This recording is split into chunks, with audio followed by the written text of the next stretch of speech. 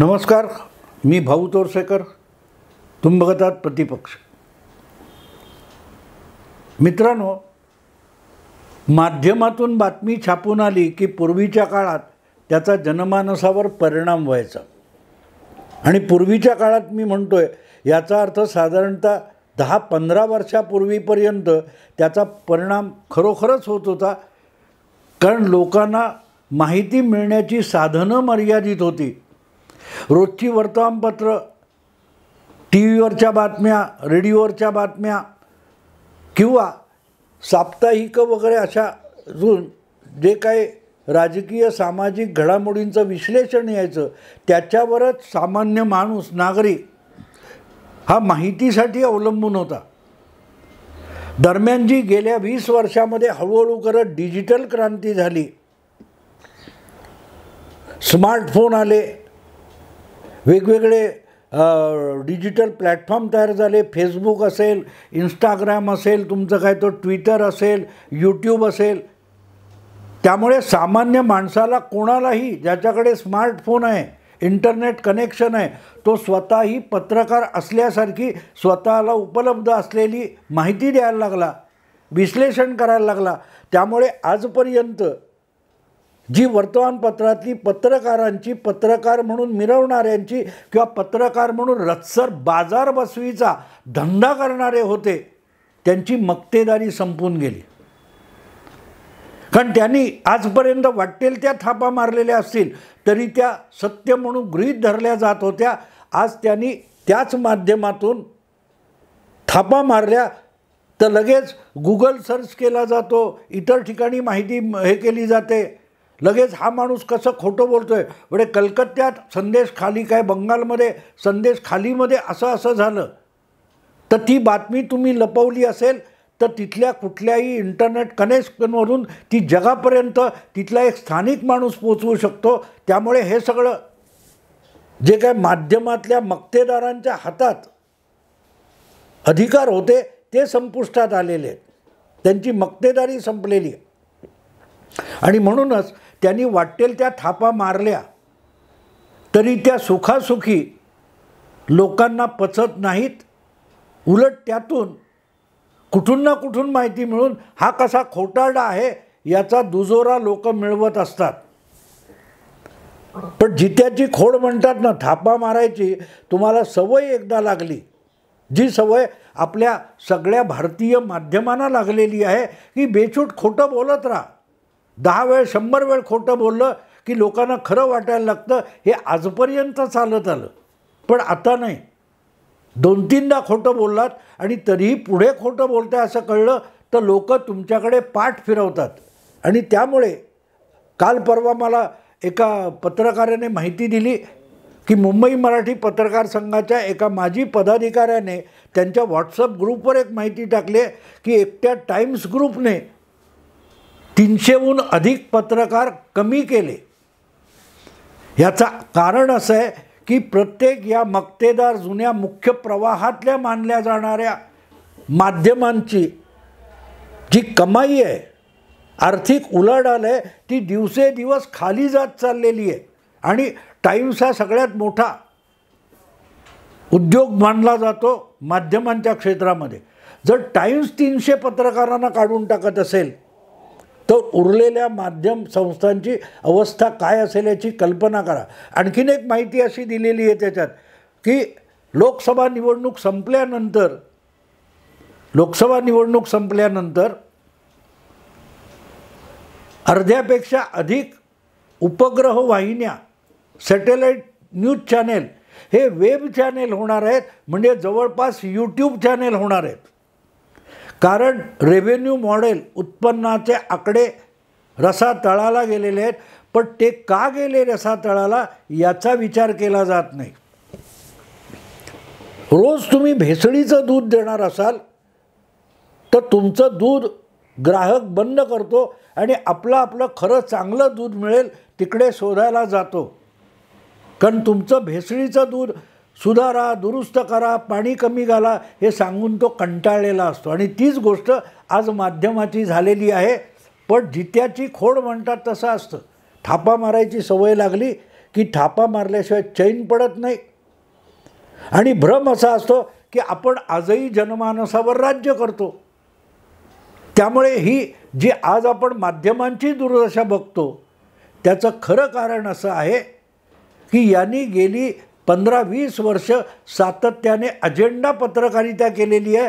कुठल्या ना कुठल्या राजकीय पक्षाच्या सुपाऱ्या घेऊन बातम्या द्यायच्या, विश्लेषण करायचं. आत्ता तुम्ही साधी गोष्ट ताजी मी तुम्हाला सांगतो. गेले 4-5-6 महिने इंडी अलायन्स नावाची जी 28 पक्षांची आघाडी मोदी आणि भाजप विरोधात झाली, त्यांच्यासमोर मोदी कसे पराभूत होणार हे कौतुकं सांगितली जात होती. त्यांच्या बैठका रात्रंदिवस दाखवल्या जात होत्या आणि त्यामुळे कसं मोदींचा पराभव होऊ शकतो हे सांगणारे आज त्यांना सूतक लागलेलं आहे. का सूतक लागलं तर ही इंडी अलायन्स जी होती, ही इंडी अलायन्स जागा वाटपाच्या खडकावर येऊन त्याची नौका फुटलेली आणि बुडालेली. पण सूतक कोणाला लागले? या थापा मारून इंडी अलायन्सचा ज्यांनी बुडबुडा फुगवला होता अशा माध्यमातल्या तथाकथित विश्लेषकांना, ॲनालिस्टना, पत्रकारांना, संपादकांना सूतक लागले. कारण त्यांनी कल्पनेच्या विश्वामध्ये जगात जन्माला घातलेली इंडी अलायन्स मरण पावलेली आहे, पण ती मेली ही सांगायची हिंमतसुद्धा नाही. हा सगळा पार्श्वभूमी मी तुम्हाला एवढ्यासाठी सांगितली की महाराष्ट्रात सत्तांतर होऊन आता जवळजवळ 2.25 वर्ष होत आलेली आहेत. 30 जून 2022ला उद्धव ठाकरे यांचं महाविकास आघाडी सरकार जाऊन एकनाथ शिंदे यांच्या नेतृत्वाखाली महायुतीचं सरकार आलं. उरलेली जी महाविकास आघाडी होती त्यातूनसुद्धा 1 वर्षांनी अजितदादा फुटले. पण आपण सत्ता गमावलेली आहे हे सत्य स्वीकारण्याची हिंमत अजूनही तुमच्या उद्धव ठाकरेंना होत नाही आहे, ना सुप्रियाताईंना होते. आणि त्यामुळे सगळ्या माध्यमांना या जित्याची खोड म्हणतो ना, थापा मारणाऱ्या पत्रकारांची सगळी फौज कामाला लावलेली आहे की आमदार गेले असतील तरी मतदार मात्र उद्धव ठाकरे यांच्याच मागे आहे. आमदार गेले असतील पण मतदार मात्र शरद पवार यांच्याच मागे आहे. मतदार कुठेही गेलेला नाही.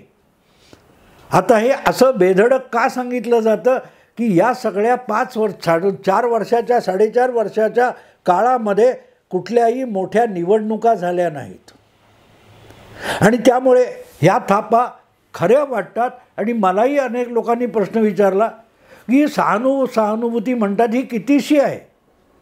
मी लोकांना सांगतो तुमच्या आसपासच्या परिसरात विचारा. उद्धव ठाकरे हे 1 नंबरचे मुख्यमंत्री होते. त्यांनी करोना काळामध्ये फार अप्रतिम काम केलं. हे जी माध्यमं सांगतात त्यांचेच दुसरे लाडके नेते शरद पवार आहेत आणि त्या शरद पवारांनी आपलं जे राजकीय आत्मचरित्र आहे लोक माझे सांगाती याची जी दुसरी आवृत्ती काढली त्यामध्ये उद्धव ठाकरे यांच्या मुख्यमंत्री कारकिर्दीवर सणसणीत नाराजी व्यक्त केली. 2.5 वर्षात माणूस 2 दिवससुद्धा मंत्रालयात जात नाही हे पचणारं नव्हतं असं सांगायची शरद पवारांवर उद्धव ठाकरेंनी वेळ आणली. जे पत्रकारांनी ठणकावून सांगायला पाहिजे होता कसला मुख्यमंत्री, जो मुख्यमंत्री झालाय पण सरकारच्या मुख्यालयामध्ये 2.5 वर्षामध्ये 2 दिवससुद्धा जात नाहीत, 2.5 दिवस जात नाही. वर्षातून 1 दिवस सरासरी काढली तर वर्षातून 1 दिवससुद्धा जो मुख्यमंत्री मंत्रालयात गेला नाही, फेसबुक लाईव्हमधून आपलं दर्शन लोकांना घडवत होता.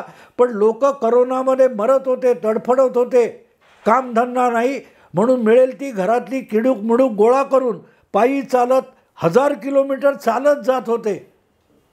तेव्हा मुख्यमंत्री आपल्या सुरक्षित कोंडाळ्यामध्ये बंदिस्त जागेमध्ये बसून फेसबुकवरून जनतेला दर्शन देत होता. तो 1 नंबरचा मुख्यमंत्री अशा थापा मारल्या जात होत्या. हे पत्रकार एक गोष्ट विसरतात की अडाणी माणूस हा तत्त्वज्ञानावर आणि विचारधारेवर आपलं मत बनवत नाही, अनुभवावर बनवतो. त्याच्या पोटाला चाकूचं टोक लावाल आणि सांगाल मोरपीस फिरवलं जातंय, तो कानाखाली आवाज काढेल, कारण त्याला ते सुरीचं चाकूचं टोक टोचत असतं, रक्त येत असतं. मुद्दा इतकाच की उद्धव ठाकरे यांच्या काळामध्ये देशामध्ये 1 नंबरचे करोना मृत्यू महाराष्ट्रात झाले, मुंबईमध्ये झाले. सगळ्यात करोना बाधितांची संख्या मोठी महाराष्ट्रात होती आणि त्याला तुम्ही उत्तम कारभार म्हणणार आहात. अधिकाधिक रोगबाधा, अधिकाधिक मृत्यू, अधिकाधिक दुर्दशा. याची प्रतिक्रिया मतदानातून नक्की मिळाली असती. म्हणूनच उद्धव ठाकरे यांनी मुख्यमंत्री असताना महापालिकांच्या निवडणुका घेण्यापेक्षा तिथे प्रशासक नेमून टाकले. का नेमले? आज जे उद्धव ठाकरे उठसूट म्हणतात, हिम्मत असेल तर निवडणुका घ्या, हिम्मत असेल निवडणुका घ्या, तुम्ही का घेतल्या नव्हत्या? ज्या काळात महापालिका, नगरपालिकांच्या, जिल्हा परिषदांच्या निवडणुका घ्यायला उद्धव ठाकरे घाबरत होते, त्याच कालखंडामध्ये बिहारची विधानसभा निवडणूक झाली, उत्तर प्रदेश, पंजाब वगैरेच्या विधानसभा निवडणुका झाल्या, बंगालची विधानसभा निवडणूक झाली. पण उद्धव ठाकरे नगरपालिका, महापालिका, जिल्हा परिषदेची निवडणूक घ्यायला सुद्धा घाबरत होते आणि करोनाच्या पदराआड लपत होते, कारण त्यांना खात्री होती जर त्या काळामध्ये महापालिका निवडणुका आणि झाल्या, जिल्हा परिषद निवडणुका झाल्या, तर लोकांनी महाविकास आघाडीला सपाटून धुपवलं असतं, सपाटून धुपवलं असतं. कारण लोक त्यावेळेला अक्षरशः भयंकर संकटात ढकलून मुख्यमंत्री फेसबुक लाईव्ह करत होता. आणि तुम्हाला वाटेल की मी उद्धव ठाकरेंचा, महाविकास आघाडीचा टीकाकार आहे म्हणून असं बोलतो आणि बाकीची माध्यमं उद्धव ठाकरे यांची सत्ता गेली म्हणून उद्धव ठाकरेंना, शरद पवारांना, सुप्रियाताईंना कमालीची सहानुभूती आहे. आमदार गेले असतील, मतदार इकडेच आहेत, सांगितलं जातं ना. चिवटे, आवटे, दिवटे, पावटे सगळे हेच सांगतात ना तुम्हाला. आणि म्हणून मी आज ठरवलं की उद्धव ठाकरे, शरद पवार यांना सोडून फक्त आमदार गेलेले नाहीत, मतदारसुद्धा गेलेत. याचा पुरावा घेऊन मी आलेलो आहे. महाविकास आघाडीमध्ये उरलेल्या पक्षांना नुसते आमदार सोडून गेलेले नाहीत, किंबहुना मतदार आपल्याला सोडून जातोय. म्हणूनच त्या आमदारांनी आपल्या पक्षाचं नेतृत्व झुगारलं, नेतृत्व सोडलं आणि ते या नेतृत्वाला सोडून गेलेले आहेत, कारण आधी मतदार सोडून गेलेला आहे. त्या पुराव्याकडे बघितलं पाहिजे. ज्या काळात करोनाच्या पदराआड लपवून उद्धव ठाकरे महाराष्ट्रातल्या स्वायत्त संस्थांच्या निवडणुका घेण्याची हिम्मत करत नव्हते, त्याही काळात महाराष्ट्रात निवडणुका झालेल्या आहेत, झालेल्या आहेत निवडणुका. देगरूल बिलोली या विधानसभा क्षेत्रातले आमदार करोना काळामध्ये मरण पावले. पंढरपूरचा जो मतदारसंघ आहे तिथले पण मला वाटते भारत भालके नावाचे राष्ट्रवादी काँग्रेसचे आमदार करोना बाधेमुळे मरण पावले. कोल्हापूरचे उत्तरचे आमदार मरण पावले. पुण्याच्या मला वाटते चिंचवड आणि कसबा या 2 मतदारसंघातले आमदार दीर्घकालीन आजारामुळे मरण पावले. आणि या 5 पोटनिवडणुका झालेल्या आहेत. या 5 पोटनिवडणुका अगदी उद्धव ठाकरे किंवा दुसरे कोणीही सत्तेत असताना अंधेरीला सुद्धा झालेल्या आहेत. 6 पोटनिवडणुका झाल्या. या 6 पोटनिवडणुकांमध्ये अंधेरी पूर्व ही निवडणूक उबाठा शिवसेनेने जिंकली पण त्यांच्यासमोर कुठल्याही दुसऱ्या पक्षाचा उमेदवार उभाच राहिलेला नव्हता. भाजपने उमेदवार उभा करायचा ठरवलेला होता, पण नाही केला. आणि त्यामुळे कोणीही विरोधात प्रमुख पक्ष नसताना ऋतुजा लटके निवडून आल्या, हे सत्य आहे. पण एक लक्षात घेतलं पाहिजे, समोर कोणीही दमदार उमेदवार विरोधी पक्षाचा नव्हता. आता उरलेल्या 5 विधानसभा पोटनिवडणुकांकडे बघा. पंढरपूरची जी पोटनिवडणूक झाली, त्या पोटनिवडणुकीमध्ये रिक्त जागा झाली होती. ती राष्ट्रवादीचे भारत भालके हे मरण पावल्यामुळे झाले होते. आणि राष्ट्रवादीने महाविकास आघाडीतर्फे त्यांच्याच सुपुत्राला उमेदवार केला होता. आणि अजितदादा उपमुख्यमंत्री तेव्हा महाविकास आघाडीत होते, ते त्या पोटनिवडणुकीचं नेतृत्व करत होते. आणि अजितदादा म्हणाले होते, आम्ही 3 पक्ष एकत्र आलो तर कोण मायकाला मला हरवू शकतो. आणि तिथे भाजपच्या उमेदवाराने भारत भालके यांच्या पुत्राला भगीरथ भालकेला राष्ट्रवादीला हरवून ती जागा जिंकलेली होती. हे लक्षात घेण्यासारखं आहे, लक्षात घेण्यासारखं आहे. तेव्हा महाविकास आघाडीकडे सहानुभूती, ती सहानुभूती असती तर 3 पक्षांचा एकच उमेदवार भाजप पराभूत करू शकला नसता. आकडे समोर आहेत. मग तिथे उद्धव ठाकरेंविषयी सहानुभूती आपुलकी का नव्हती? देगलूर बिलोलीला 2019 काँग्रेसने जागा जिंकली, पण तिथे 3दा पराभूत झालेले सुभाष साबणे हे शिवसेनेचे माजी आमदार परत लढायला उत्सुक होते. पण उद्धव ठाकरेंनी मुख्यमंत्रीपद वाचवण्यासाठी तिथे काँग्रेसला पाठिंबा देऊन टाकला. आणि त्या रागाने सुभाष साबणे भाजपत गेले, भाजपतर्फे उभे राहिले, पराभूत झाले. पण 2019 महायुती म्हणून त्यांनी मिळवलेली मतं पोटनिवडणुकीत भाजप म्हणून भाजपकडे आली. तेव्हा उद्धव ठाकरे यांना सहानुभूती आहे आणि मतदार त्यांच्याकडेच राहिला, हे धादांत खोटं कसं आहे याचं उत्तर देगलूर बिलोली देते. महायुतीला जी काय 70,000 मतं मिळाली होती, तितकीच मतं पोटनिवडणुकीत तेच सुभाष साबणे भाजप उमेदवार म्हणून घेऊन आले. निवडणुकीत पराभूत झाले असतील, पण उद्धव ठाकरेंचा मतदार सगळाच्या सगळा भाजपकडे गेला, उद्धव ठाकरेंकडे राहिला नाही. उद्धव ठाकरेंनी पाठिंबा दिला तरी महायुतीची सगळी मतं ही सुभाष साबणेंना मिळाली. म्हणजेच उद्धव ठाकरेंचा मतदार उद्धव ठाकरेंसोबत राहिलेला नाही, तो भाजपकडे गेला पोटनिवडणुकीत. तीच कथा आपण कोल्हापूर उत्तरमध्ये बघू शकतो, जिथे 3दा आमदार झालेले राजेश क्षीरसागर शिवसेनेचे लढायला इच्छुक होते, उत्सुक होते. पण तिथल्या काँग्रेस आमदाराचं निधन झाल्यामुळे ती जागा काँग्रेसला सोडून उद्धव ठाकरे आपलं मुख्यमंत्रीपद वाचवत बसले. तिथलासुद्धा जो 78,000 महायुतीचा मतदार होता, त्यापैकी 75,000 मतं भाजपच्या उमेदवाराला मिळाली. उमेदवार पराभूत झाला.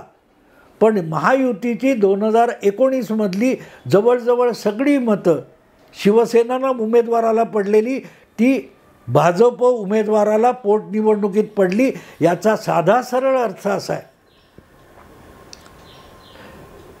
की सत्ता गेल्यामुळे उद्धव ठाकरे यांच्याकडे सहानुभूती आणि मतदार टिकून आहे, हे धादांत खोटं आहे, ही लोणकडी थाप आहे.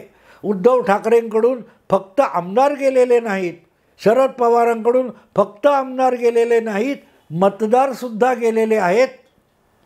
हे पंढरपूरमध्ये आपल्याला कळतं की पंढरपूरमध्ये पवारांचे मतदार हे भाजपकडे गेले आणि पवारांच्या आमदारांचं निधन झालं असूनसुद्धा भाजप जिंकला तर कोल्हापूर उत्तर आणि देगलूर बिलोलीत महायुतीची मिळालेली सगळी मतं पराभूत भाजप मतदाराला मिळाली। याचा अर्थ उद्धव ठाकरे यांच्यासाठी प्रचंड सहानुभूती मतदाराकडे आहे, पण मत मात्र नाही। मत उद्धव ठाकरेंच्या विरोधात आहे आणि ते विरोधात आहे हे ओळखून बहुतांश आमदार उद्धव ठाकरेंना सोडून गेले, कारण मुख्यमंत्री पदाच्या हव्यासापायी उद्धव ठाकरेंनी महायुती आणि जनमानस पायदळी तुडवलं। त्यामुळे चिडलेला मतदार शिवसेना संपवेल या भीतीनेच 40 आमदार आपला मतदार, शिवसेनेचा मतदार टिकवण्यासाठी उद्धव ठाकरेंना सोडून गेले, कारण उद्धव ठाकरेंना आमदारांच्या आधी मतदार सोडून गेलेला होता। हा त्याचा पुरावा आहे मित्रांनो। उलट चिंचवडची जागा भाजपने राखली आणि भाजपतल्या अंतर्गत मतभेदामुळे कसब्याची जागा भाजप हरला। असो मित्रांनो, विषय आवडला लाईक करा, शेअर करा, सबस्क्राईब करा। नमस्कार।